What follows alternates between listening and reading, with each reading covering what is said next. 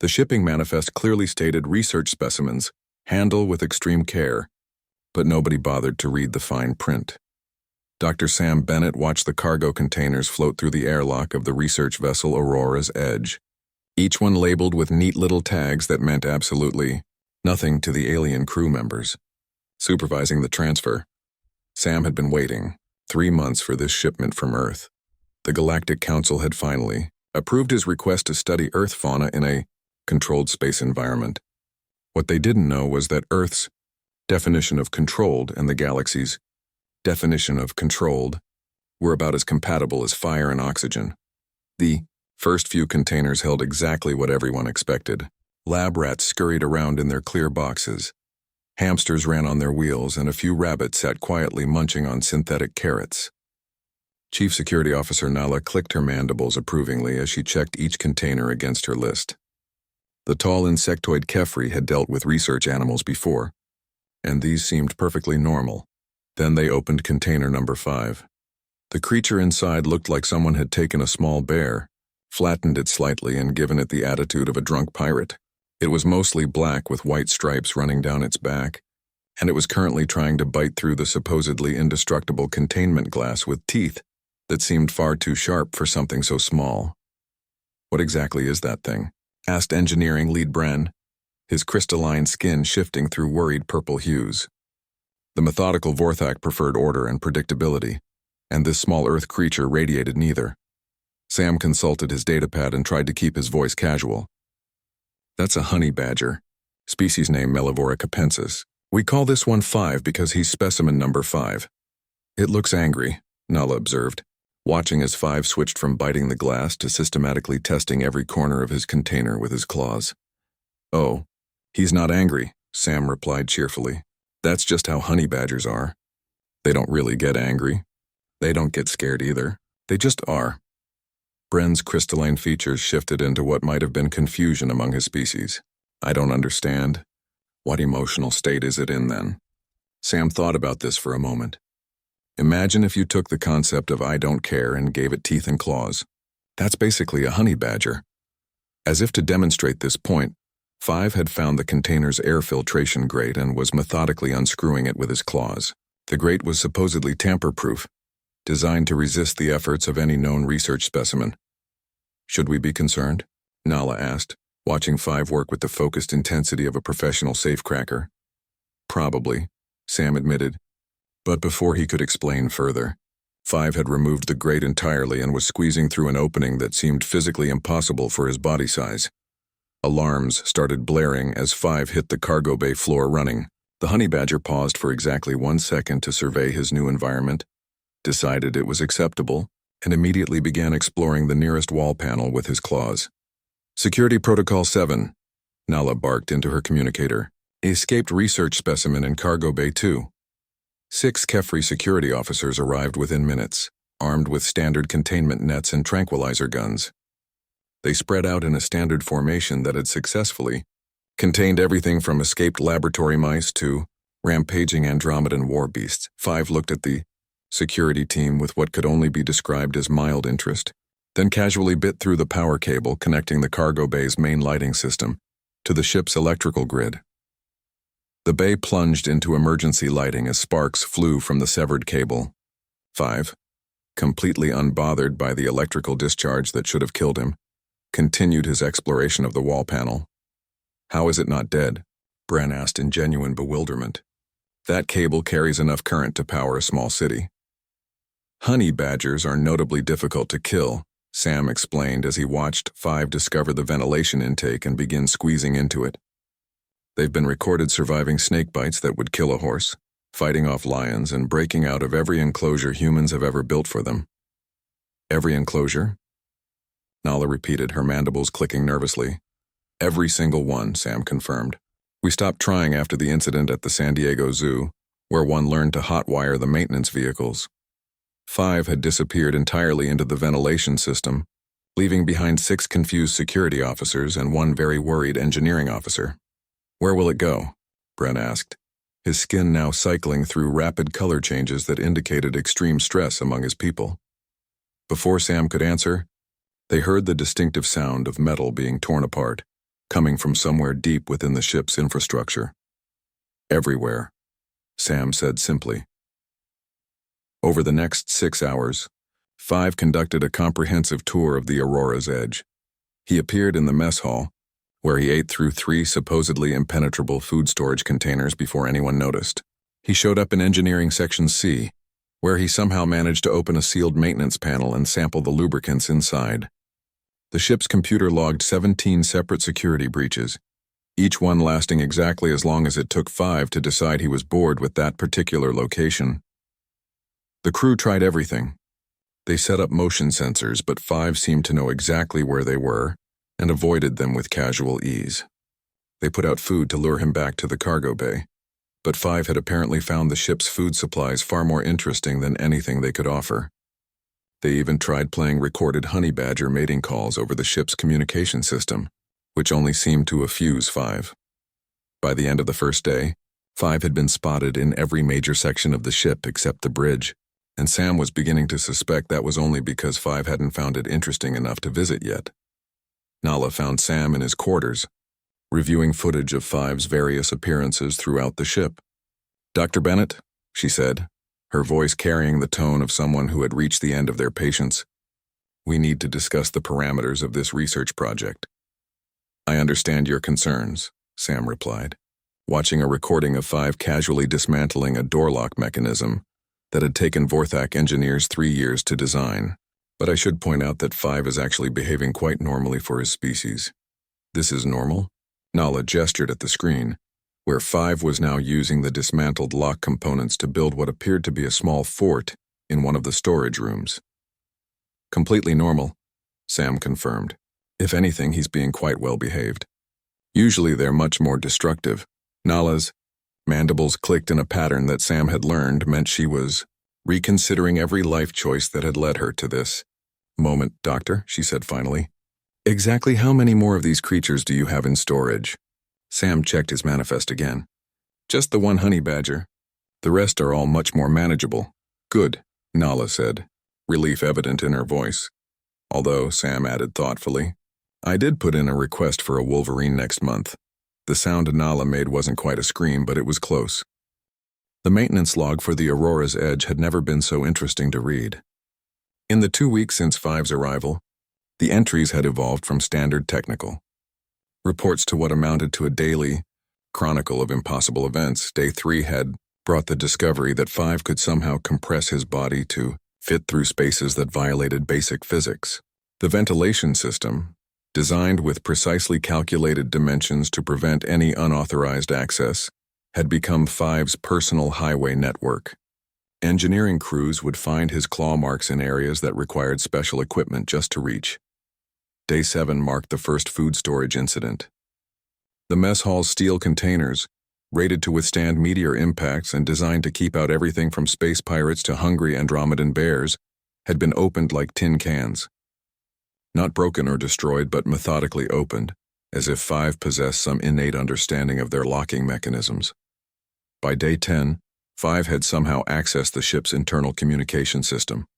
Nobody could figure out how he'd done it, but crew members started receiving random calls consisting of nothing but the sound of determined chewing. Dr. Sam Bennett had stopped sleeping properly. Every time he closed his eyes, another report would come in about Five's latest adventure. The honey badger had developed what could only be described as a routine. He would appear somewhere impossible, investigate everything that caught his interest, sample anything that seemed edible, and then vanish before anyone could respond. The situation reached a new level of complexity when the Aurora's edge docked at mining colony Kepler 7 for their monthly supply run. Colonial Administrator Wex, a pompous Trelawney with an inflated sense of his own importance, had specifically requested to meet the human research team. The Trelawney were considering a cultural exchange program, and Wex wanted to evaluate human scientific methods firsthand. "I trust your specimens are properly contained," Wex said as he toured the ship's research facilities. His purple skin shimmered with self-importance as he examined the various animal containers. "The Trelawney have extensive experience with biological research, and we find that proper containment is essential to meaningful data collection." Sam nodded politely while keeping one eye on Five's container. The honey badger was currently engaged in what appeared to be a staring contest with Wex, and Sam had learned to worry whenever Five focused his attention on something new. "Of course," Sam replied. "All specimens are secured according to Galactic Council protocols." As if summoned by this statement, Five casually pushed open his container door and stepped out onto the laboratory floor. The container hadn't been unlocked. The electronic system showed all green lights indicating a fully sealed environment. The backup mechanical locks were still engaged. Yet Five stood there looking around the laboratory with mild curiosity, as if walking through solid matter was perfectly normal. Wex made a sound that was part squeak, part diplomatic protest. "That creature is loose." "He does that," Sam explained, reaching for his emergency containment kit. Five has never met a container he couldn't escape from. Five, apparently recognizing his name, looked directly at Wex with an expression that somehow conveyed both complete indifference and vague, predatory interest. Then, because the universe had a sense of humor, Five decided that Wex's elaborate ceremonial boots looked like something worth investigating. What followed could only be described as diplomatic chaos. Wex, a being whose species had never encountered anything quite like a honey badger, fled through the ship's corridors while Five pursued him with the unhurried determination of a natural disaster. The honey badger wasn't being aggressive, just curious. But Wex's panicked running apparently triggered Five's chase instincts. The pursuit wound through 3 decks, past confused crew members, and finally ended in the colony's main administrative building, when Wex locked himself in his office and called for emergency security. Five, finding the office door locked, spent approximately 30 seconds examining the electronic lock before somehow bypassing it entirely. Security footage later showed him simply placing his paw on the door panel, which then opened as if recognizing his biometric signature. Inside the office, Five discovered Wex's private food replicator and began systematically ordering different meals to sample. The replicator, programmed to respond to authorized personnel only, accepted every command Five somehow managed to input despite lacking opposable thumbs or any understanding of Trelawney computer interfaces. By the time Sam and Nala arrived at the office, Five had successfully ordered and was consuming something called Trelawney Royal Feast Supreme, while Wex cowered behind his desk, muttering about impossible creatures and inadequate human containment protocols. "How did it access my replicator?" Wex demanded. "That system requires a 17-digit authorization code and biometric confirmation." Sam looked at Five, who was delicately sampling what appeared to be synthetic caviar. "He's very good at solving problems." "That's not solving problems, that's breaking the laws of physics." Five looked up from his meal and made a sound that might have been honey badger laughter. Then he returned to his food, completely unconcerned by the philosophical crisis he was causing. The incident report filed by Wex ran to 47 pages and included recommendations for immediate revision of all Galactic Council protocols regarding Earth fauna. The Trelawney Cultural Exchange Program was put on indefinite hold, with a note that future discussions should take place only after adequate containment measures had been developed. Back on the Aurora's edge, Sam found himself in Chief Security Officer Nala's office, explaining for the 3rd time that week why honey badgers couldn't be contained using conventional methods. "Dr. Bennett," Nala said, her mandibles clicking in the rhythm that indicated maximum frustration, "that creature has now escaped containment 14 times. It has accessed restricted areas, damaged equipment, consumed unauthorized food supplies, and caused a diplomatic incident with a species we were hoping to establish trade relations with." "I know it looks bad," Sam admitted, "but you have to understand that from Five's perspective, he's just exploring his environment and solving interesting puzzles." "Puzzles?" Nala's voice rose to a pitch that made nearby equipment vibrate. "It treated our security systems like puzzles?" "Honey badgers are remarkably intelligent," Sam explained. "They're one of the few species on Earth that can use tools, solve complex problems, and adapt to new situations almost instantly. Five isn't trying to cause trouble. He's just being himself." Nala pulled up the security footage from the past 2 weeks and played it in fast forward. The result looked like a nature documentary about a small black and white tornado of curiosity tearing through a spaceship. "Doctor," she said finally, "what would happen if we gave this creature actual tools to work with?" Sam considered this question seriously. "I honestly don't know. No one's ever tried it. Please tell me that no one would be foolish enough to try it. Of course not, Sam replied. That would be completely irresponsible. Neither of them noticed engineering apprentice Dan Walsh pausing outside the office door, or the thoughtful expression on his face as he listened to their conversation. In his container, Five had somehow acquired a small wrench and was using it to systematically disassemble the supposedly tamper-proof feeding mechanism. Where he'd gotten the wrench was anybody's guess, but he was using it with the precision of a trained engineer. The maintenance log's most recent entry simply read, "Honey Badger now has tools. God help us all." Engineering apprentice Dan Walsh stared at the maintenance schedule display and wondered if anyone would notice if he accidentally fell into a black hole. While his colleagues were preparing for first contact with the newly discovered Helian species, Dan had been assigned to recalibrate atmospheric processors, clean plasma conduits, and perform 17 other tasks that could easily be done by an automated system. The Helians were apparently a peaceful species with advanced mathematical abilities, which meant every senior engineer on the ship was involved in preparing communication protocols. Every senior engineer except Dan, who was apparently too junior to do anything more exciting than checking air filters. His current assignment involved crawling through maintenance tunnels to replace sensor arrays in the ship's lower decks. It was important work, but it was also mind-numbingly repetitive. Insert sensor, calibrate readings, move to next junction, repeat. Dan had been doing this for 6 hours when he heard the unmistakable sound of metal being systematically disassembled.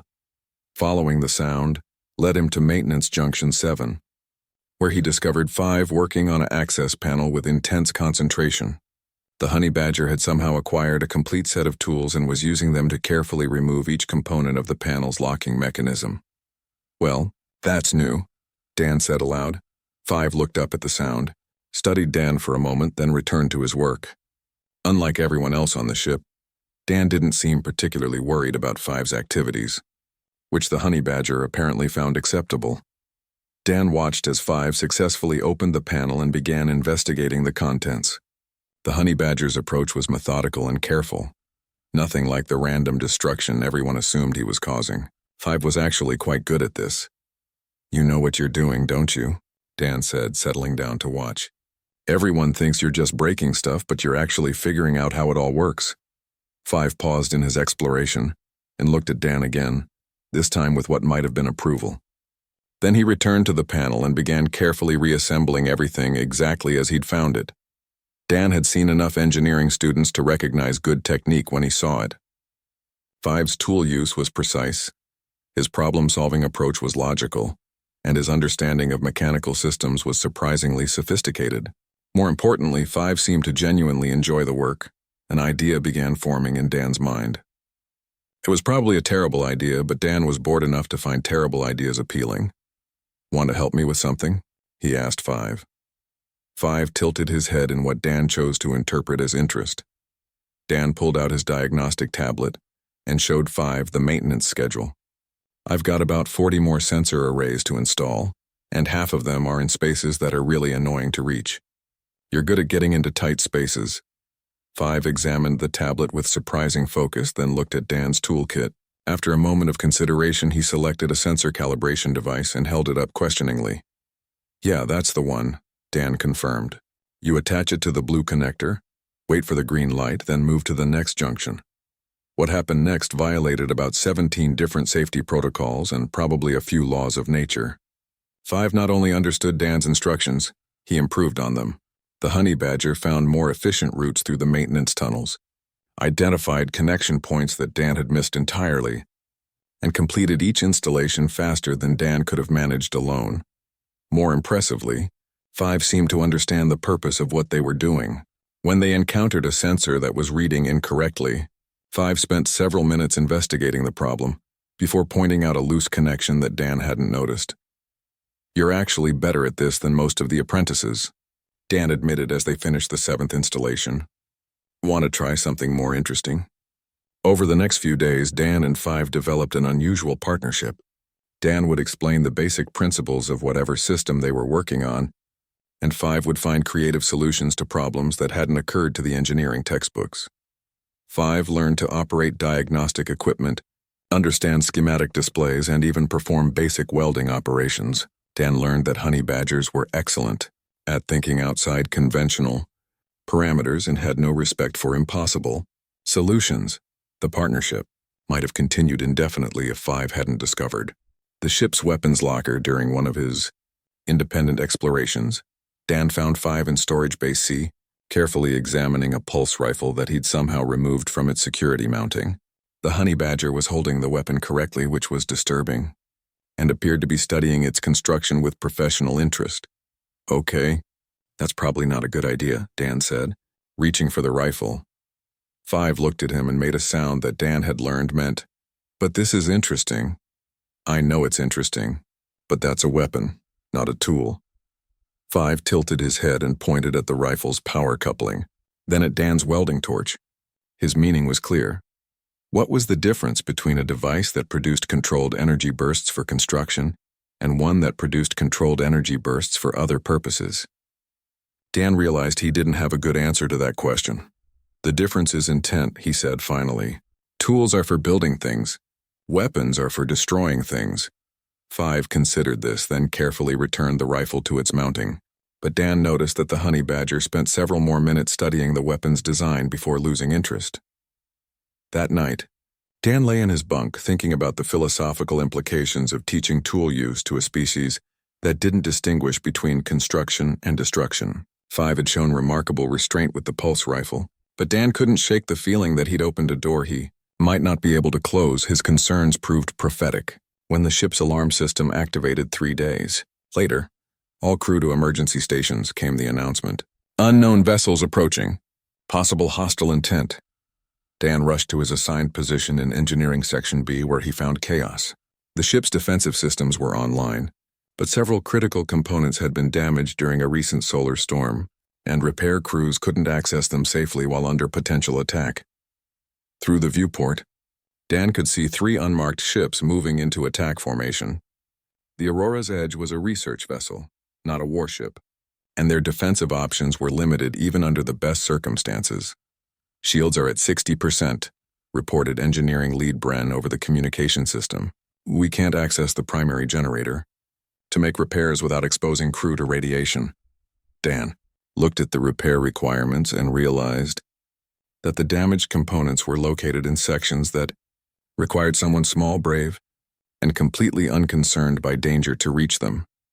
Someone exactly like Five. Dan grabbed a portable toolkit and went looking for a honey badger.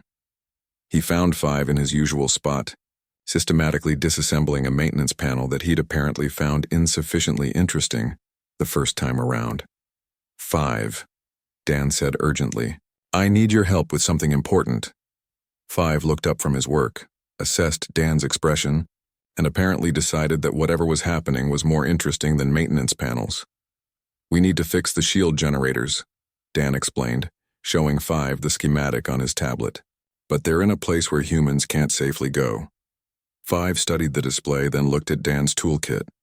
After a moment, he selected several specific tools and secured them to the makeshift harness that Dan had built for him weeks earlier. "This could be dangerous," Dan warned. Five gave him a look that clearly communicated his opinion of danger, safety, and the general concept of self-preservation. "Right," Dan said. "Stupid question." Outside the ship, the unknown vessels were moving closer, and the Aurora's Edge's limited weapons were powering up for what would probably be a very short battle. Inside the ship, a human and a honey badger were about to attempt something that would either save everyone aboard or create a very interesting footnote in galactic history.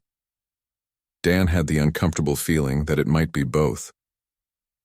The first blast from the pirate ship sent tremors through the Aurora's Edge that Dan felt in his bones. Emergency lighting bathed everything in red as the ship's defensive system struggled to respond to the attack. In the engineering section, status displays flickered between amber warnings and urgent red alerts. "Shields down to 40%, came the announcement from the bridge. "Hull breach in Section D. All repair teams to emergency stations." Dan checked the schematic on his tablet one more time, then looked at Five, who was securing the last tool to his harness with movements that suggested he'd been preparing for space combat his entire life. "The shield generator is 3 decks down, behind about 30 meters of radiation-flooded corridors," Dan explained.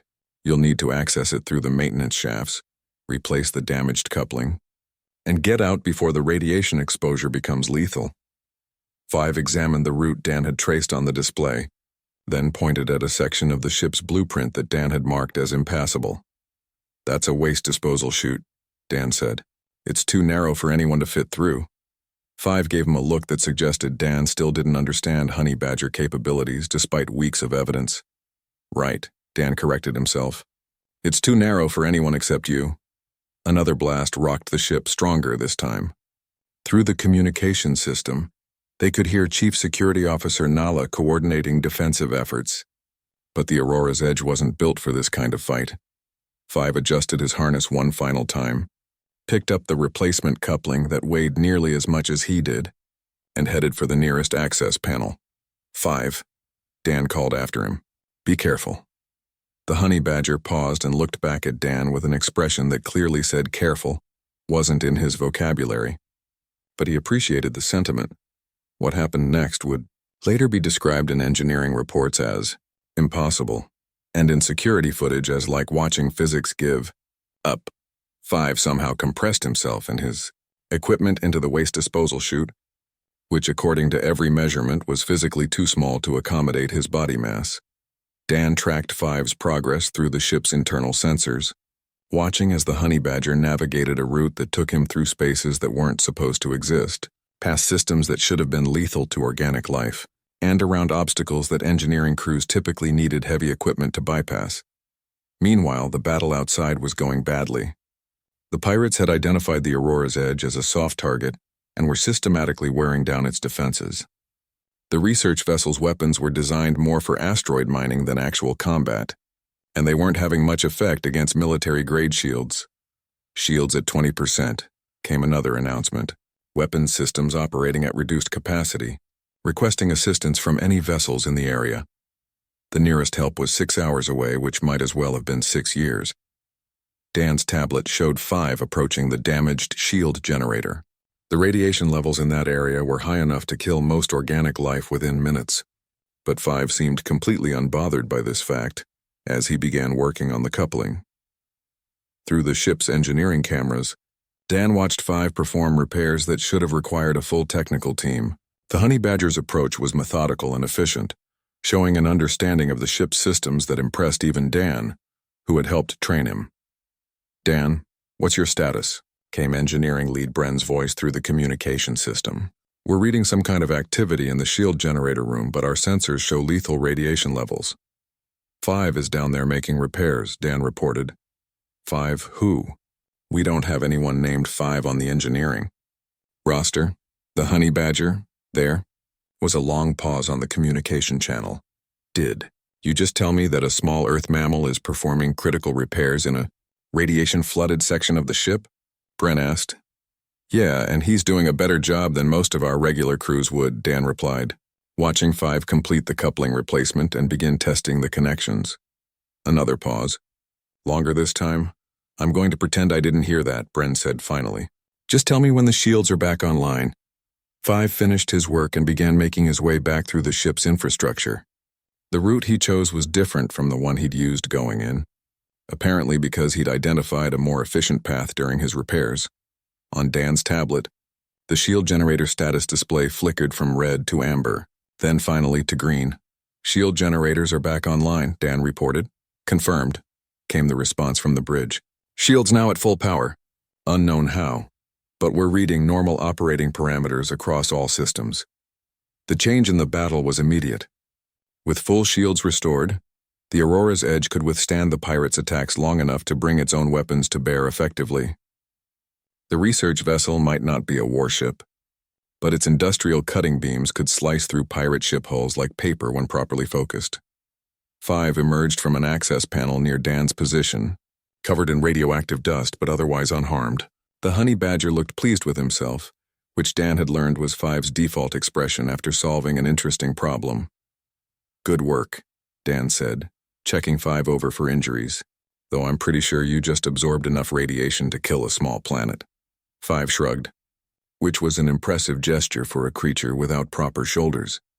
The battle outside ended quickly once the Aurora's Edge could fight back effectively. Pirates preferred easy targets, and a research vessel with full defensive systems and functioning weapons wasn't worth the risk. The 3 ships broke off their attack and jumped to hyperspace, leaving behind only some minor hull damage and a very confused crew. In the aftermath, Dan found himself explaining the situation to a room full of senior officers who were having difficulty processing what they'd just witnessed. "Let me understand this correctly," said Chief Security Officer Nala. Her mandibles clicking in patterns Dan had learned indicated extreme confusion. "You trained a honey badger to perform spaceship repairs?" "I didn't train him," Dan corrected. "I just showed him how the tools worked. 5 figured out the rest himself.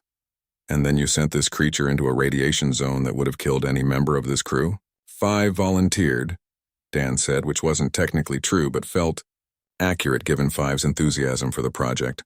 Engineering lead Bren studied the repair reports on his tablet with the expression of someone whose understanding of reality was being systematically dismantled. "The work is perfect," he admitted reluctantly. "Not just functional, but actually better than our standard repair protocols. This creature performed modifications that should have required advanced engineering training." "Honey badgers are very good at figuring things out," Dan explained. Dr. Sam Bennett, who had been conspicuously quiet during the debriefing, finally spoke up.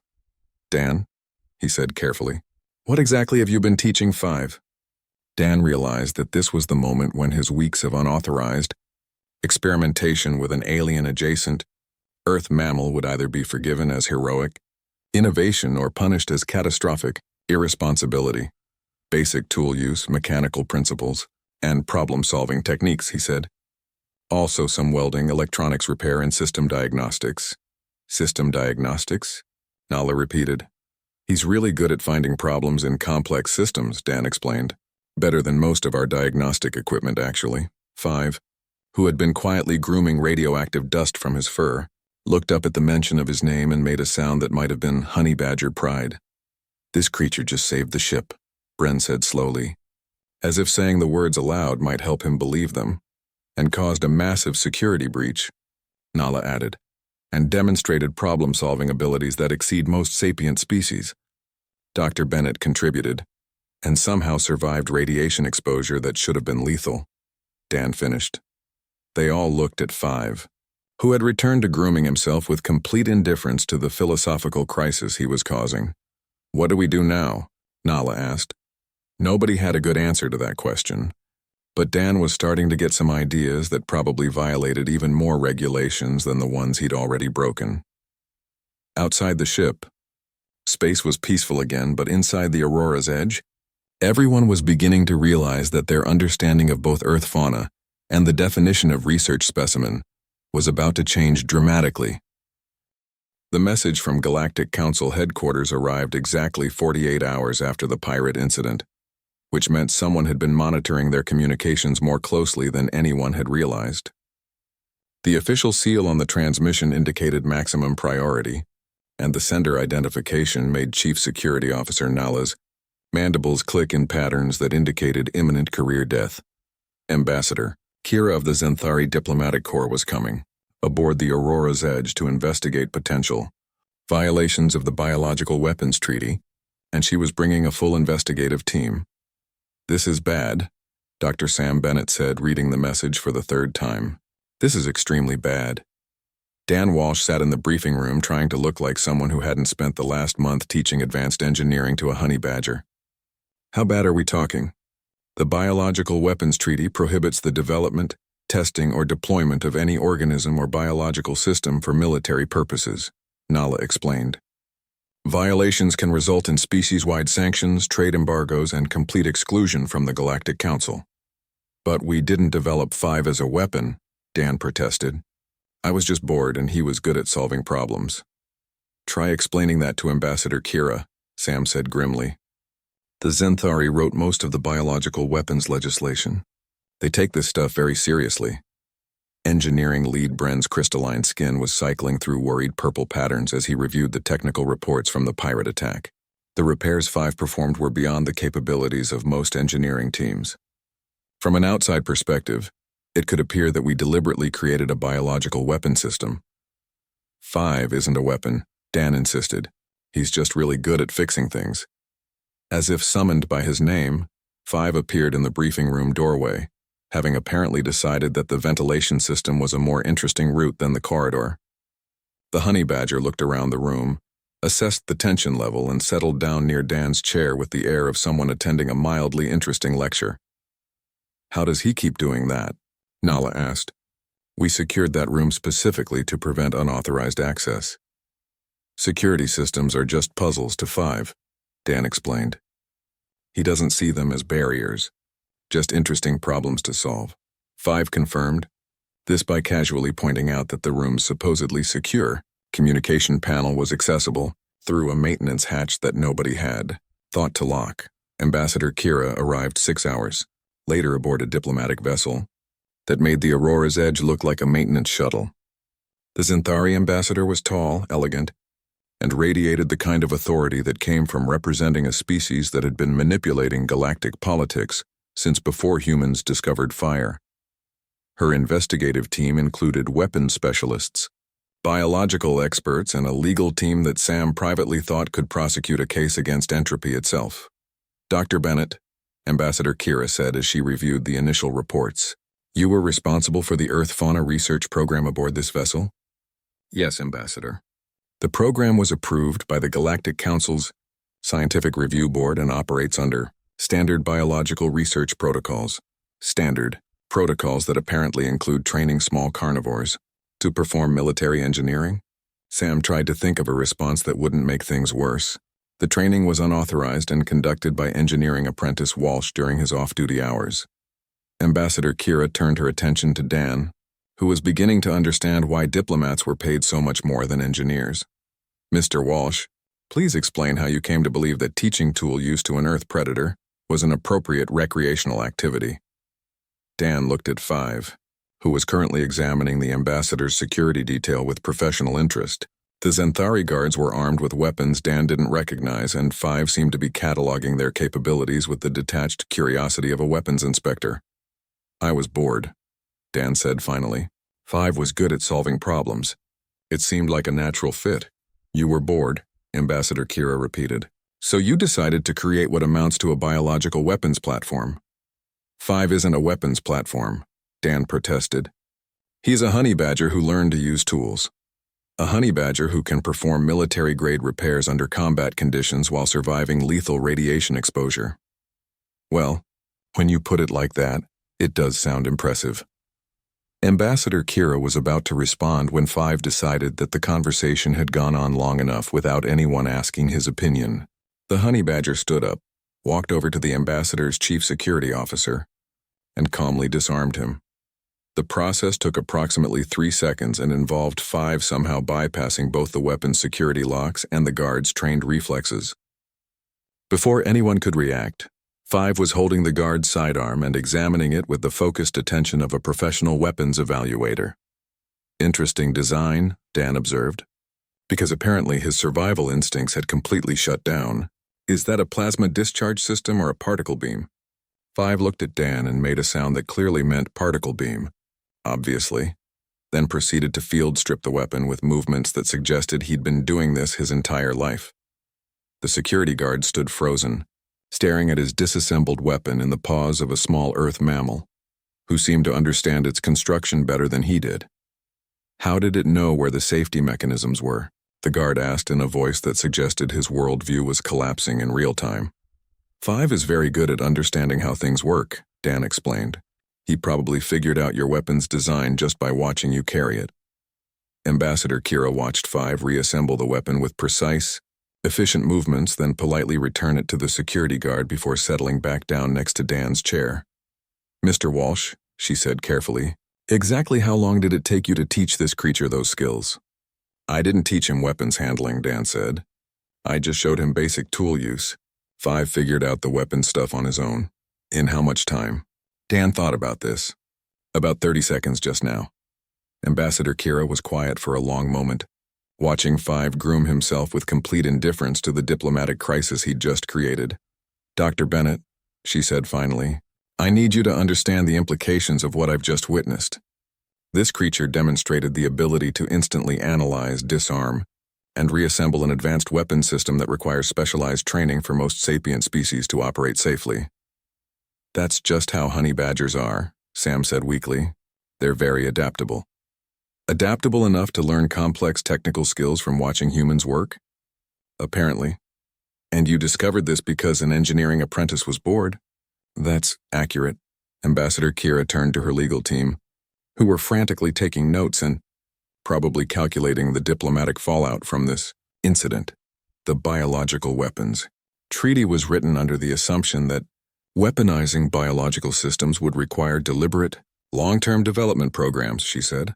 We never considered the possibility that a species might accidentally create a biological weapons platform because one of their crew members was understimulated. So are we in trouble?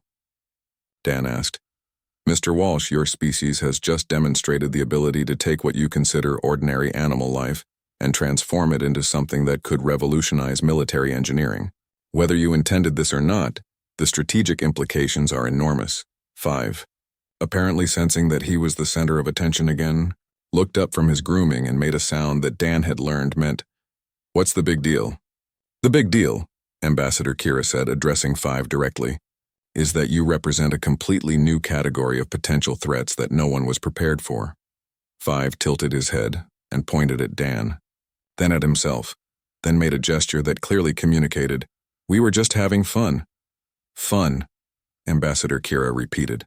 "You've potentially altered the balance of power in the galaxy because you were having fun," Dan was beginning, to suspect that boredom might not be an adequate defense for accidentally creating what everyone kept insisting was a biological weapon system. "Ambassador," he said carefully. "What happens now?" Ambassador Kira looked at 5, who had discovered the briefing room's holographic display system and was apparently trying to figure out how to operate it. "Now," she said, "we try to explain to the Galactic Council that humanity has weaponized a honey badger by accident, and somehow hope that doesn't start an interstellar incident." 5 successfully activated the holographic display and began projecting what appeared to be technical specifications for improved shield generators. On the positive side, Ambassador Kira added, "Your honey badger might have just solved several of our most persistent engineering problems." Dan looked at the display, then at 5, then at the assembled diplomats and security officers who were all staring at a small Earth mammal who was casually revolutionizing space technology. "So, we're definitely in trouble," he concluded. "Mr. Walsh," Ambassador Kira said, "trouble doesn't begin to describe what you've done." 6 months later, the Galactic Council's Special Committee on Biological Security published Document 2847B, officially known as the 5 Protocols. The document ran to 347 pages and included detailed specifications for containing, transporting, and interacting with what the committee diplomatically termed Earth's problem-solving fauna. The protocols were named after their primary inspiration, who was currently sitting in Engineering Lab 7 aboard the Aurora's Edge, wearing a custom-designed harness that contained more advanced technology than most starships. Dan Walsh, now Senior Engineering Specialist with a commendation for innovative problem-solving under extreme circumstances, watched 5 examine a new puzzle box he'd designed specifically for honey badger entertainment, any species that can escape from 17 different containment systems, master complex tool use in under a week, and perform military-grade repairs while surviving lethal radiation. Dan read from the official report. Shall be classified as a Category 5 strategic asset and handled according to the attached protocols. 5 looked up from his puzzle box and made a sound that Dan had learned meant, did they really name a whole classification system after me? They did, Dan confirmed. Congratulations. You're officially the most diplomatically significant honey badger in galactic history. Dr. Sam Bennett entered the lab carrying a data pad and wearing the expression of someone who had spent 6 months explaining honey badger behavior to increasingly confused alien bureaucrats. The Trilani have finally agreed to resume trade negotiations, he announced, but only if 5 agrees to a formal diplomatic role as proof of human commitment to peaceful applications of biological technology. 5 examined the idea for a moment, then pointed at his current project, which appeared to be a device for automatically opening any lock ever invented. He says he'll consider it if they can provide more interesting engineering challenges. Dan translated. How do you know that's what he said? We've been working together for months. You pick up the language. This was true. Dan and Five had developed a communication system that involved gestures, tool manipulation, and what could only be described as collaborative problem-solving. Other species found it disturbing to watch a human and honey badger discuss complex engineering concepts, using nothing but paw movements and mechanical demonstrations. Ambassador Kira entered the lab, followed by her usual security detail, who had learned to keep their weapons secured around Five not because he was dangerous, but because he would inevitably improve their design if given the opportunity. "Mr. Walsh, Dr. Bennett," she said formally, then nodded to Five. "Citizen Five." The Xanthari had been the first species to grant Five official diplomatic status, mainly because Ambassador Kira had concluded that any being capable of solving galactic engineering problems deserved formal recognition. The fact that Five was technically a non-sapient Earth mammal was considered a minor bureaucratic detail. "Ambassador," Dan replied, "what brings you to our lab?" "The hegemony has requested a demonstration of human biological integration capabilities. They're considering a technology sharing agreement, but they want proof that the honey badger incident wasn't a dangerous accident." Five looked up from his puzzle box with interest. The hegemony was known for their advanced materials science, and Five had been hoping for access to their technical databases since learning of their existence. "What kind of demonstration?" Sam asked carefully. "Nothing dramatic. Simply a showing that Five's capabilities can be applied to peaceful engineering problems rather than military applications." Five made a series of gestures that Dan had learned meant, "Finally, something interesting to do." "He's in," Dan translated. "What's the project?" Ambassador Kira produced a holographic display showing a space station design. "The hegemony has been trying to solve a construction problem for the past 5 years. They need to install sensitive equipment in an area that's too dangerous for most biological life and too complex for automated systems." Five studied the display with the focused attention he usually reserved for particularly challenging locks. "Radiation?" Dan asked. "Worse. Temporal distortion fields that disrupt most electronic systems and cause severe disorientation in most sapient species." "But honey badgers don't get disoriented," Dan said, understanding immediately. "And Five has already demonstrated immunity to radiation and an ability to work effectively in hostile environments." Five pointed at the display, then at his harness, then made a gesture that clearly communicated, "When do we start?" The demonstration took place 3 weeks later aboard Hegemony Station Alpha 7, with representatives from 12 different species watching, as Five calmly worked his way through temporal distortion fields that made seasoned engineers physically ill. Dan monitored Five's progress from the safety of the observation deck, watching as the honey badger installed precision equipment in areas where reality itself seemed slightly unstable. "How is it possible that the creature is unaffected by temporal distortion?" asked the hegemony's chief engineer, a crystalline being whose voice carried harmonics that suggested deep confusion. "Honey badgers don't care about temporal distortion," Dan explained. "They don't care about most things. That would stop other species. But temporal distortion affects the fundamental flow of time itself. Five doesn't really do fundamental limitations." On the display, Five completed the final installation with movements that seemed to exist slightly outside normal spacetime, then made his way back to the safe zone with the casual indifference of someone who had just fixed a broken door handle. The equipment he'd installed began functioning immediately, solving a construction problem that had prevented the hegemony from completing their station for half a decade. "Remarkable," the chief engineer said. "In 15 minutes, your honey badger accomplished what our best teams couldn't manage in 5 years." "Five is very efficient," Dan agreed. The hegemony technology sharing agreement was signed that afternoon, with a special provision that Five would be available for consultation on any engineering problems involving hostile environments or temporal anomalies. Similar agreements followed with 7 other species over the next few months. Five became something between a diplomatic asset, an engineering consultant, and a galactic celebrity. His image appeared on recruitment posters for the Galactic Engineering Corps, usually with captions like, "If a honey badger can do it, what's your excuse?" The Aurora's Edge was redesigned as a mobile engineering platform, with Five's lab at its center, and specialized equipment for handling the increasingly complex problems that various species brought to them. Dan found himself promoted to Chief of Biological Engineering Systems, a job title that hadn't existed before. 5, but apparently described exactly what he'd been doing all along. Dr. Bennett received funding for a comprehensive study of human-animal collaboration in technological applications, with the understanding that the research would focus on peaceful rather than military uses. Chief Security Officer Nala was granted early retirement and a pension that reflected her service during unprecedented biological security challenges. She spent her retirement writing security protocols that assumed honey badgers would eventually gain access to whatever they wanted anyway. The real change, though, was in how the galaxy viewed humanity. The species that could accidentally weaponize their wildlife by giving them tools was clearly capable of innovations that other civilizations couldn't predict or prepare for.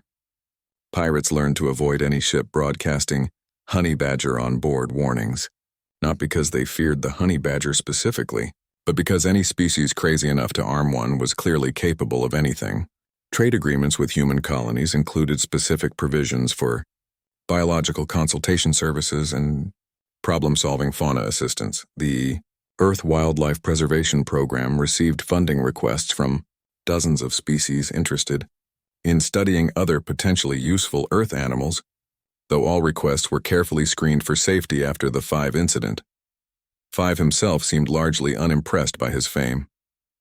He continued solving problems, improving equipment designs, and occasionally appearing at diplomatic functions where his presence served as a reminder that the universe was full of possibilities that bureaucrats hadn't thought to regulate yet. Dan often found 5 in his lab late at night, working on projects that pushed the boundaries of known engineering principles. The honey badger had moved beyond simply using tools to actually designing new technologies that no one else had considered possible. "You know," Dan said one evening, watching 5 assemble what appeared to be a faster-than-light communication device from spare parts. "When I first got bored and decided to teach you about tools, I never imagined it would lead to all this." 5 looked up from his work and made a sound that Dan interpreted as, "Neither did I, but it's been interesting." "Any regrets about becoming the most famous honey badger in galactic history?" 5 considered this question seriously, then gestured at his current project at the advanced lab around them, and at the stars visible through the viewport. His meaning was clear. As long as there were interesting problems to solve and new things to figure out, he didn't care about fame, politics, or galactic diplomacy. He was just a honey badger who happened to be very good at engineering. Dan smiled and returned to his own work, designing new challenges for a colleague who had redefined what was possible when someone got bored and decided to see what would happen if you gave a honey badger some tools. Outside the ship, space stretched endlessly in all directions, full of problems waiting to be solved by the most unlikely partnership in galactic history. And somewhere in the back of his mind, Dan was already wondering what would happen if they tried the same approach with a wolverine.